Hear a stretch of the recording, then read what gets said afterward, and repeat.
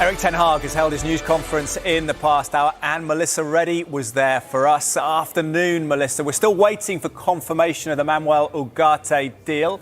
Any concern there? None whatsoever. Manchester United's priority transfer target in midfield. He completed his medical yesterday. He's agreed his long-term deal. And the expectation is that Manuel Ugarte will get announced today, along with Scott McTominay's move to Napoli.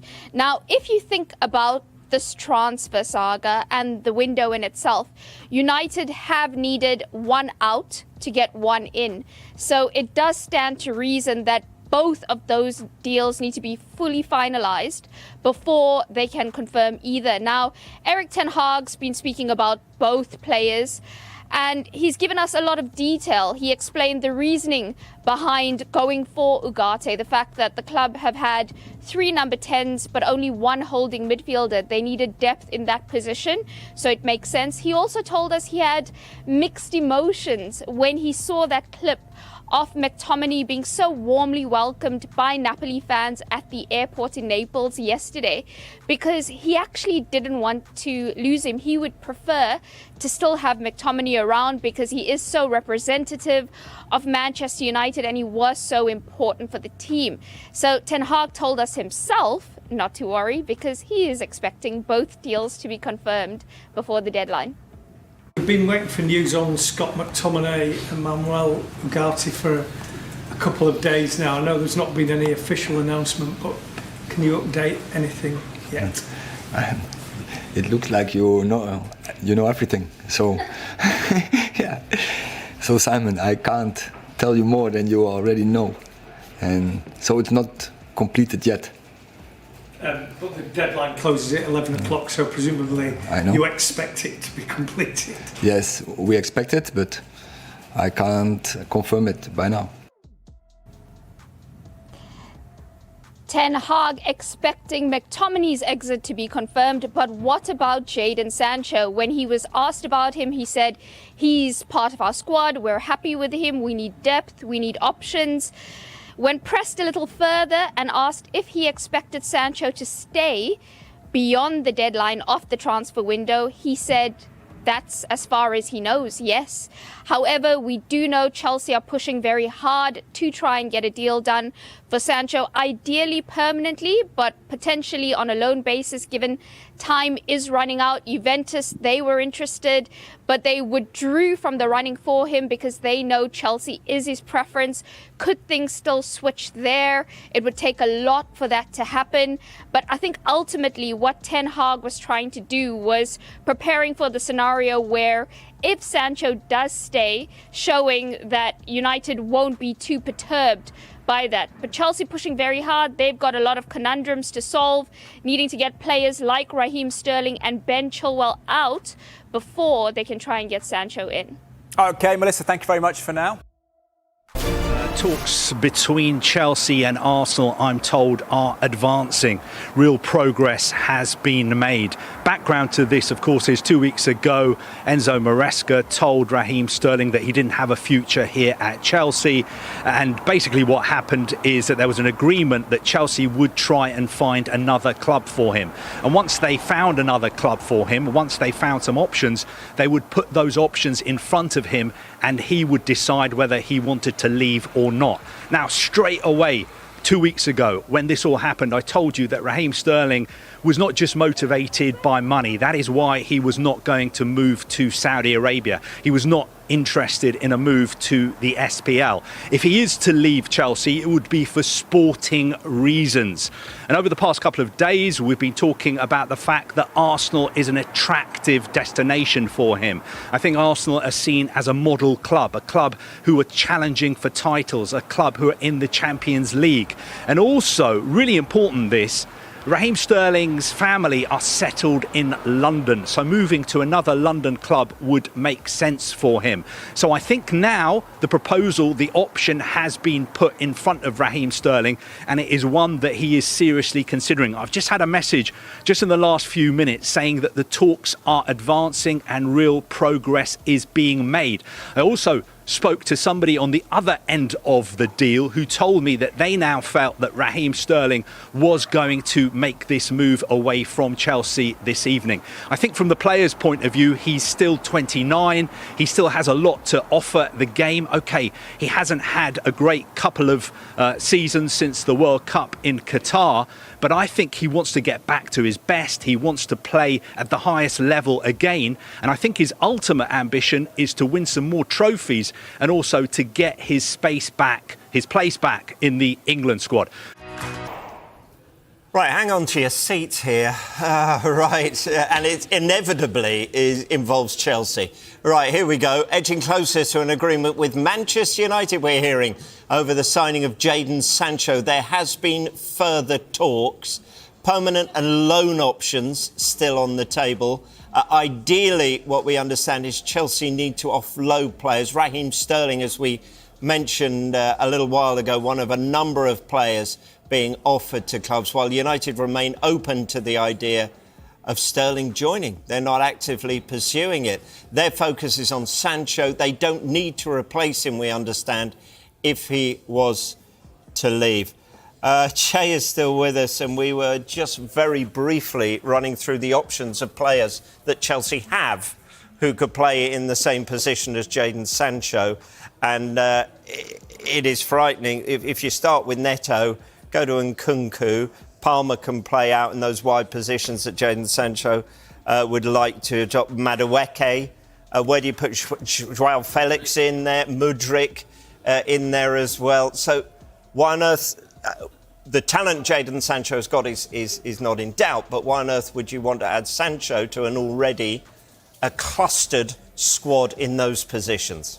I heard Enzo Maresca say the other day that he really wasn't happy with Mudryk's performance. And I look at what Sancho is, very technical, can come inside, can play on either wing, like you said. He had a fantastic year at Dortmund and ultimately just fell out with the manager, Ten Hag, at Man United. I think he was probably hoping that Ten Hag got the sack. It wasn't to be. And now I think he's moving on, back to London. I feel like with Enzo Maresca, he's going to be playing in a system, a team where they have a philosophy. And I think he'll thrive there. I think it's a great move for him, his family, and obviously Man United, that they want to get rid of him anyway. Do you think that means, from what you're saying there, that we could see outgoings for the likes of Mudryk that we might not be expecting? Yeah, I think, like we said, Chelsea, it's all going to be around Chelsea today. Yeah. There'll be ins, there'll be outs. Like you said, there's a lot of players there that can play in those positions. Do you really want those players, all them options? Because if you've got like the likes of Palmer's playing all the time, guaranteed, whether it be on the right... Is he better in the 10? I like him in the 10 because I think he knits everything together with Madueke out there. With the strike, with Jackson, he can play through balls. Obviously, he scores himself. He's got real intelligence, way ahead of his years. So I'd like to see him in that number 10 position, but he can play anywhere. Players of that quality can play anywhere. But he's definitely starting. We all know that.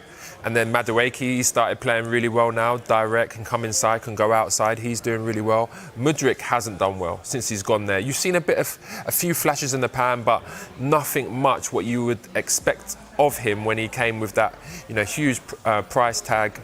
And when you see the highlights of what he was doing at Shakhtar, it was unbelievable, and it hasn't happened for Chelsea. So bringing someone like Jadon Sancho in, he gives you versatility on either wing.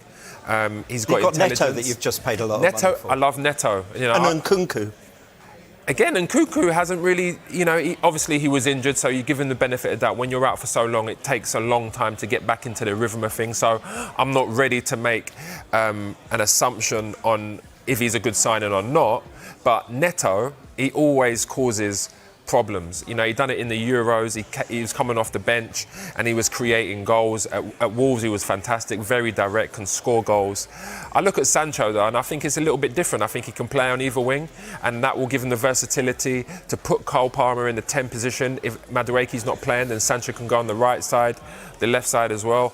I like it. I think it's great for Sancho. I think it's great for Man United, and I think it's a really good sign. Our chief reporter a few minutes ago was talking about Victor Osimhen. He said he didn't think the numbers worked with Chelsea. Dharmesh, what's your understanding? Well, Chelsea are still pushing. to sign the Napoli striker Victor Osimhen, and they are continuing talks with the striker's representatives. We understand that there is a delegation from Chelsea in Naples as we speak, talking to Victor Osimhen's representatives. Now, it remains a difficult deal to do, as Carve was mentioning, because of Chelsea's wage structure and, of course, Osimhen's demands. But the club-to-club negotiations are thought to be more straightforward to do than the personal terms. That usually isn't the case, but such are Osimhen's wages since he renewed that contract and inserted that release clause. And in return, he's being paid close to 11 million euros net per year. So we're looking in excess of £200,000 a week, which Chelsea simply won't want to match. However, Napoli's preference at the moment is to do a permanent deal, or at least to do a loan with an obligation. Now, I'm told that Chelsea are still exploring a permanent deal. So when I heard that, I was like, how can this happen? Because if the personal terms are a problem, how are they going to afford a transfer fee as well? But sometimes you can work out these transfer fees with more favourable payment terms. Now, this is all against the backdrop of what happened overnight and this morning, because the Saudi Pro League club, Al Ahly, they'd agreed the deal with Napoli. 80 million euros would go to Napoli, 40 million euros per year for 4 years would go to Victor Osimhen net. Just think about that for a minute. There's incredible wages that he would have been getting. However, we're told that Al Ahly are now understood to be unhappy with Napoli because they've changed the goalposts a little bit. Once they'd agreed that whole deal, Napoli said, actually, we want a little bit more money. Al Ahly are saying, no thanks. We've given you this deal. We think it's a perfectly good deal. We were under the assumption that you'd agreed that deal. That's our offer. You can take it or you can leave it. So they're standing firm on that. Osimhen, meanwhile, though, wanted to wait. You remember, we've been saying this for the past couple of weeks, until the end of the European deadline, because he thought, is there going to be a European club, maybe Chelsea, maybe Paris Saint-Germain, that are going to come in and then give me an option to think about? Because he doesn't necessarily have to say yes to Saudi Arabia just now, because their window closes on Monday. However, with Chelsea now in the mix, can they make an offer that is going to satisfy Napoli, that is going to satisfy Victor Osimhen as well? It is very difficult to do, but the fact that this delegation remains out there in Naples means that there is a deal to be done. If it doesn't get done, what happens then? Can Victor Osimhen still go to Al Ahly? That looks difficult because, as we've been speaking about, there's another striker who could be on his way to Saudi Arabia. Come on, let's throw him into the mix. Ivan Toney. So how does all this work? Well, that's a good question. At the moment, Al Ahly have agreed a deal with Brentford for Ivan Toney for £40 million. And this one has accelerated today. And I think we can see pictures from earlier on today in central London of Ivan Toney arriving for a medical. There he is, in central London. So the question is, like you asked me there, how can Al Ahly buy both Toney and Osimhen? It's difficult.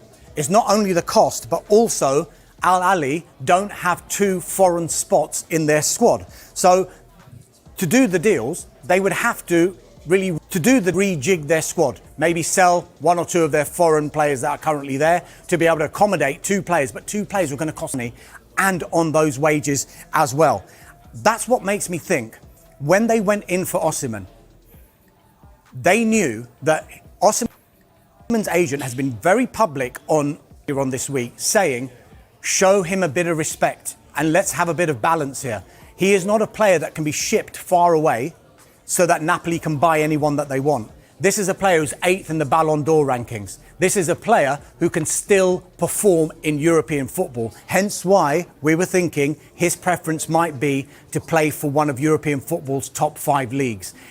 And with that in mind, Al Ahly, while they'd agreed this stuff with Napoli, bang, agreed with Brentford, medical for Ivan Toney, and this one looks like it's going to accelerate. It is incredible. Jadon Sancho nears Chelsea move from Manchester United. Jadon Sancho's time at Manchester United seems to be drawing to a close as he edges closer to a move to Chelsea. The winger is on the brink of a loan transfer, with an obligation to buy, in a deal that could eventually reach £25 million. Negotiations between United and Chelsea are ongoing, with both clubs working to finalise the agreement before the transfer deadline at 11 p.m. United has generally avoided temporary transfers this summer, but a loan deal in this case would allow Chelsea to cover Sancho's full salary, making the move more feasible. Chelsea has maintained a strong interest in Sancho, despite United's recent decision to reintegrate him into the first team. An initial loan deal is likely to be the key factor in completing the transfer, as United is looking to secure close to £30 million for Sancho this summer. Should Sancho depart, it would mark the 9th permanent exit of a first-team player from United in this transfer window. Sancho has been left out of United's Premier League squads for both of their matches this season, although he did travel with the team for their 2-1 loss to Brighton on Saturday. His only appearance for United this year came as a substitute against Manchester City in the Community Shield earlier this month. Last September, Sancho was excluded from the United squad after publicly accusing manager Erik Ten Hag of lying about the reasons for his omission in a 3-1 loss to Arsenal. Borussia Dortmund re-signed Sancho on loan in January, with a loan fee rising to £6.4 million, and he featured in their Champions League final loss to Real Madrid. United originally signed Sancho from Dortmund for £72.9 million in 2021 on a 5-year contract. To meet the amortization requirements, United would need a final fee of around £29.16 million. Born in London, Sancho has been a Chelsea supporter since childhood, making this potential move particularly poignant.